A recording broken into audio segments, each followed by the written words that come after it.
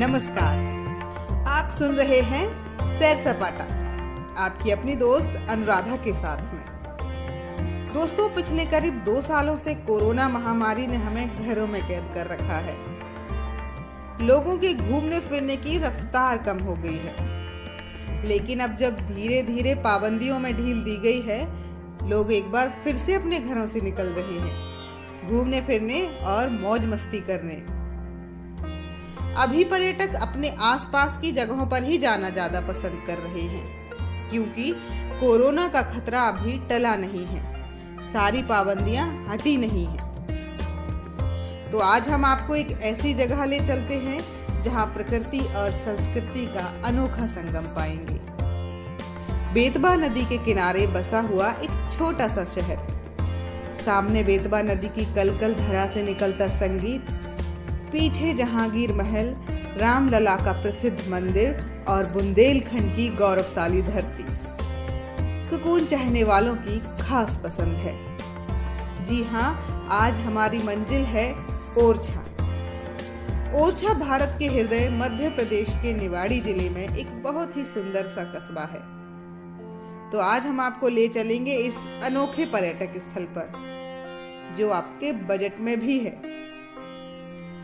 इस शो में हम जानेंगे ओरछा के इतिहास के बारे में, यहाँ कैसे पहुँच सकते हैं और पास में कौन सा बड़ा शहर है, ओरछा में कहाँ कहाँ ठहर सकते हैं और किन किन व्यंजनों का आनंद ले सकते हैं। ये सब जानने के लिए सुने हमारा आज का ये प्रोग्राम। दोस्तों, भारत में कहीं से भी आप ओरछा आना चाहें तो आपको आना तो झांसी ही पड़ेगा। जी हाँ, सही सुना आपने, ये वही झांसी है जो रानी लक्ष्मीबाई के लिए जानी जाती है। झांसी से ओरछा की दूरी केवल 17 किलोमीटर है और यहाँ से आप बस, ऑटो या टैक्सी के जरिए ओरछा पहुँच सकते हैं। तो सबसे पहले बात करते हैं ओरछा में स्थित राम राजा मंदिर की कहानी की।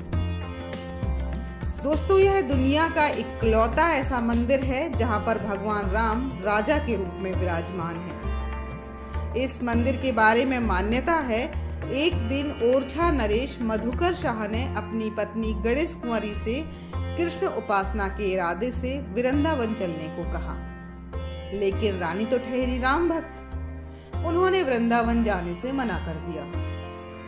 क्रोध में आकर राजा ने उनसे कहा कि तुम इतनी ही बड़ी राम भक्त हो तो जाओ, जाकर राम को ओरछा ले आओ। रानी भी राम भक्त थी। रानी ने अयोध्या पहुंचकर सरयू नदी के किनारे लक्ष्मण किले के पास अपनी कुटिया बनाकर साधना आरंभ की। इन्हीं दिनों संत शिरोमणि तुलसीदास भी अयोध्या में साधनारत थे। संत से आशीर्वाद पाकर रानी की आराधना दृढ़ से दृढ़तर होती गई, लेकिन रानी को कई महीनों तक राम राजा के दर्शन नहीं हुए। अंततः वह निराश होकर अपने प्राण त्यागने सरयू की मझधार में कूद पड़ी। यहीं जल की गहराइयों में उन्हें राम राजा के दर्शन हुए। रानी ने उन्हें अपनी इच्छा बताई। राम राजा ने ओरछा चलना स्वीकार किया, किंतु उन्होंने 3 शर्तें रखी। पहली, यात्रा पैदल होगी। दूसरी, यात्रा केवल पुष्प नक्षत्र में होगी। और तीसरी, राम राजा की मूर्ति जिस जगह रखी जाएगी वहां से पुनः नहीं उठेगी। रानी ने राजा को संदेश भेजा कि वो राम राजा को लेकर ओरछा आ रहे हैं। राजा मधुकर शाह ने राम राजा के विग्रह को स्थापित करने के लिए करोड़ों की लागत से चतुर्भुज मंदिर का निर्माण कराया। जब रानी ओरछा पहुंची तो उन्होंने यह मूर्ति अपने महल में रख दी। यह निश्चित हुआ कि शुभ मुहूर्त में मूर्ति को चतुर्भुज मंदिर में रखकर इसकी प्राण प्रतिष्ठा की जाएगी। लेकिन राम के इस विग्रह ने चतुर्भुज जाने से मना कर दिया। कहते हैं राम यहाँ बाल रूप में आए और अपनी माँ का महल छोड़कर वो मंदिर कैसे जा सकते थे। राम राजा आज भी इस मंदिर में विराजमान हैं। उनके लिए बना करोड़ों का चतुर्भुज मंदिर आज भी वीरान पड़ा है। और यह एक संयोग ही है, जिस संवत 1631 को राम राजा का ओरछा में आगमन हुआ, उसी दिन रामचरितमानस का लेखन भी पूर्ण हुआ था। जो मूर्ति ओरछा में विद्यमान है उसके बारे में बताया जाता है कि जब राम वनवास जा रहे थे तो उन्होंने अपनी एक बाल मूर्ति माँ कौशल्या को दी थी। माँ कौशल्या उसी को बाल भोग लगाया करती थी। जब राम अयोध्या लौट आए तो कौशल्या ने यह मूर्ति सरयू नदी में विसर्जित कर दी। यही मूर्ति गणेशवरी को सरयू की मझधार में मिली थी। दोस्तों, यह विश्व का अकेला मंदिर है जहां राम की पूजा राजा के रूप में होती है और उन्हें सूर्योदय के पूर्व और सूर्यास्त के पश्चात सलामी दी जाती है। यहाँ राम ओरछाधीश के रूप में मान्य हैं। राम राजा मंदिर के चारों तरफ हनुमान जी के मंदिर हैं। झारद्वारी के हनुमान, बजरिया के हनुमान, लंका के हनुमान मंदिर एक सुरक्षा चक्र के रूप में चारों तरफ हैं। दोस्तों, हर साल राम नवमी के दिन यहाँ भव्य मेले का आयोजन किया जाता है। दूर दूर से सैलानी यहाँ पहुँचते हैं, मंदिर के दर्शन करते हैं और मेले का लुत्फ लेते हैं। साथ ही विवाह पंचमी के दिन हर वर्ष राम राजा का यहाँ विवाह होता है, बारात निकलती है और सारे नगरवासी बाराती होते हैं। दोस्तों, यदि ओरछा की अन्य बहुमूल्य धरोहरों की बात की जाए तो लक्ष्मी मंदिर, पंचमुखी महादेव मंदिर, राधिका बिहारी मंदिर, राजा महल, राय प्रवीण महल, हरदौल की बैठक, हरदौल की समाधि, जहांगीर महल और उसकी चित्रकारी प्रमुख है। बेतवा नदी के किनारे बसा हुआ यह शहर बहुत ही सुंदर और शांत जगह है। शाम के वक्त नदी किनारे बैठना अलग ही सुकून देता है। कल कल बहती हुई नदी आपके कानों में संगीत सा घोल देती है। यहाँ बैठकर नदी को निहारना मन को सुकून देता है।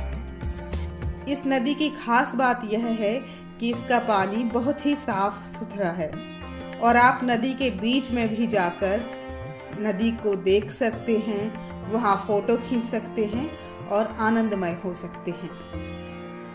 आप नदी में नहा भी सकते हैं, लेकिन आपको यहाँ जरा सावधानी बरतने की जरूरत है, क्योंकि नदी में जो बड़े बड़े पत्थर हैं उनसे कहीं आपको चोट ना लग जाए, कहीं आपका पैर ना फंस जाए, इसीलिए थोड़ी सी सावधानी रखें। नदी किनारे छतरियां बनी हुई हैं जो नदी के उस पार से देखने पर बहुत ही मनमोहक और सुंदर दिखाई देती हैं।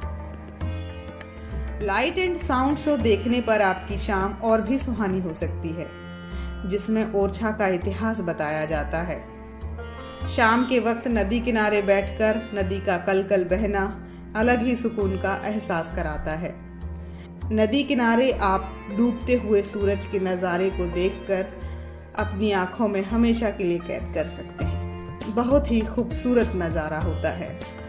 यही नहीं, आपको यहाँ विलुप्त होते हुए गिद्ध भी बड़ी संख्या में देखने को मिल सकते हैं, जो नदी किनारे बनी छतरियों के आसपास घूमते रहते हैं।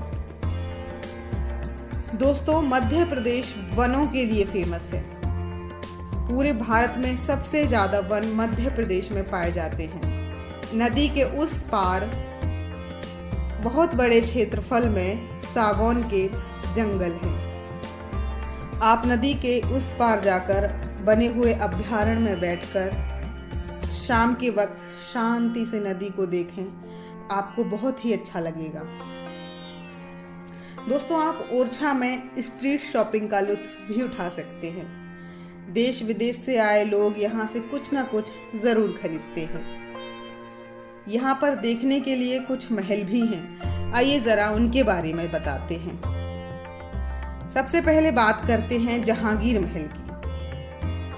बुंदेलों और मुगल शासक जहांगीर की दोस्ती की यह निशानी ओरछा का मुख्य आकर्षण है। महल के प्रवेश द्वार पर 2 झुके हुए हाथी बने हुए हैं। 3 मंजिला यह महल जहांगीर के स्वागत में राजा वीर सिंह देव ने बनवाया था। राजमहल, यह महल ओरछा के सबसे प्राचीन स्मारकों में से एक है। इसका निर्माण मधुकर शाह ने 17वीं शताब्दी में करवाया था। राजा वीर सिंह देव उन्हीं के उत्तराधिकारी थे। यह महल छतरियों और बेहतरीन आंतरिक भित्ति चित्रों के लिए प्रसिद्ध है।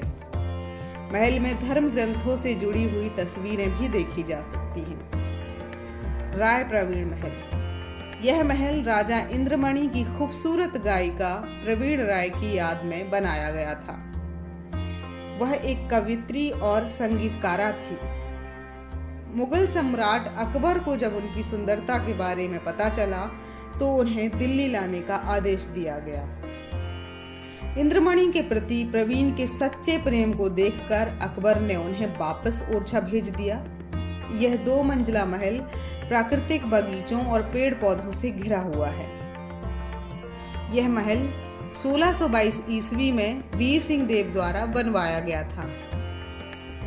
चतुर्भुज मंदिर, यह वही मंदिर है जहां पर पहले भगवान राम को राजा के रूप में विराजमान होना था, लेकिन अपनी शर्त के अनुसार रानी ने जहां उन्हें अपने महल में एक बार स्थापित कर दिया, वहां से राम राजा की मूर्ति आज तक नहीं उठी और यह मंदिर मूर्ति विहीन है। चतुर्भुज मंदिर ओरछा का मुख्य आकर्षण है। यह मंदिर 4 भुजाधारी भगवान विष्णु को समर्पित है। इस मंदिर का निर्माण 1558 से 1573 के बीच राजा मधुकर ने करवाया। अपने समय की यह उत्कृष्ट रचना यूरोपीय कैथेड्रल के समान है। मंदिर में प्रार्थना के लिए विस्तृत हॉल है जहां कृष्ण भक्त एकत्रित होते हैं। ओरछा में यह स्थान भ्रमण के लिए बहुत ही अच्छा है। और आपको एक बात बता दूं, यदि आप चतुर्भुज मंदिर में घूमने के लिए जा रहे हैं तो इसके ऊपर जाने वाले रास्ते किसी भूल भुलैया से कम नहीं हैं, सो जरा सावधानी से जाएं। सुंदर महल, इस महल को राजा जुझार सिंह के पुत्र धुरभजन ने बनवाया था। यह देखने में बहुत ही सुंदर और आकर्षक है, इसीलिए इसका नाम सुंदर महल है। दोस्तों, आप बात करते हैं खाने के शौकीनों के लिए।